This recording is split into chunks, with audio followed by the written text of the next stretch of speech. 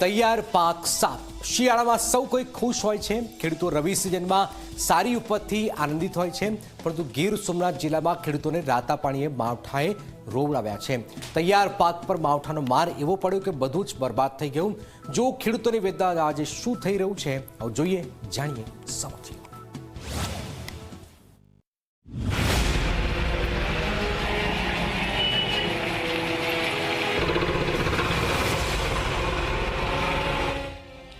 શિયાળાની ઋતુ, ઠંડીની રાહત અને ખેડૂતોના મનમાં પાક કાપવાની આશા, પરંતુ અચાનક આકાશે એવી ચાલ ચાલીને બતાવી કે ખેડૂતોની આશા પર પાણી ફરી વળ્યું। ગીર સોમનાથ જિલ્લો, સૂત્રાપાડા, કોડીનાર અને આસપાસના ગ્રામ્ય વિસ્તારોમાં કમોસમી વરસાદ તૂટી પડ્યો। 1 થી 1.5 ઇંચ જેટલો વરસાદ, પણ અસર એવી કે ખેડૂતોના મોઢામાં આવેલો કોળિયો છીનવી લીધો।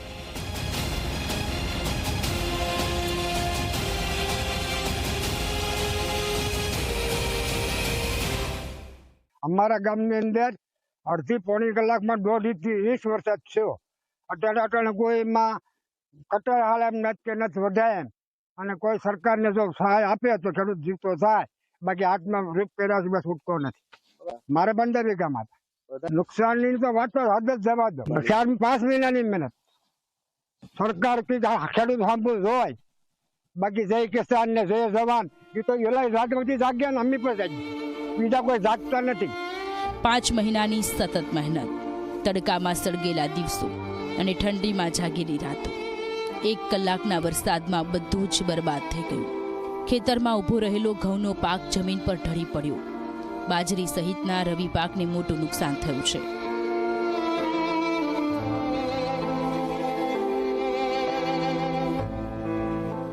હવે આ નુકસાન જે થયું છે, આપણે પેલા દિવાળી પાકમાં જે નુકસાન ગીર સોમનાથ જિલ્લામાં મગફળીમાં બહુ મોટા પાયે નુકસાન થઈ ગયું છે।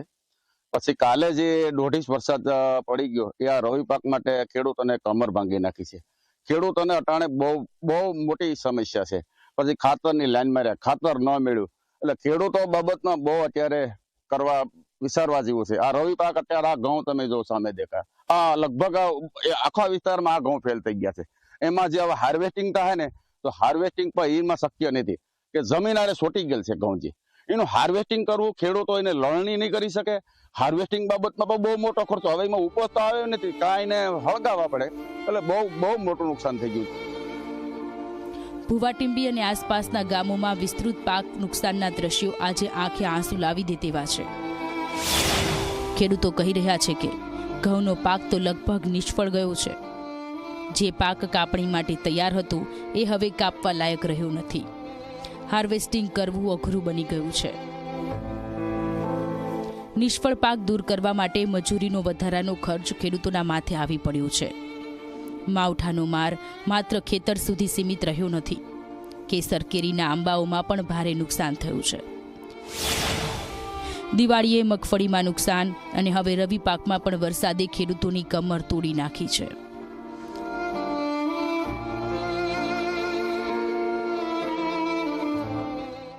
કેરીના આંબાના પાકોને આ જિલ્લામાં બધા ખેડૂતોને જે જગતનો તાત કહેવાતો હતો, તાત જો દુખી થઈ જાય, અન્ન ભરનારો દેશને માટે જે કૃષિ એટલે ઋષિ દાતાજી કહેવાય ને, જો એની કમર ભાંગી જશે તો બહુ મોટું નુકસાન થાય। જો આમાં સરકારશ્રી મીડિયાના માધ્યમથી ને લોકશાહીના મીડિયા થકી આ ખેડૂતોનો થોડોક અમે આભાર માનીએ કે અત્યારે તમે પહોંચ્યા છે, એટલે બહુ સારું કહેવાય। જો આમાં ખેડૂતો કંઈક કરે, આ રવિ પાકનું બહુ નુકસાન પાછું આવ્યું છે, જો એમાં ધ્યાન દે તો બહુ સારું।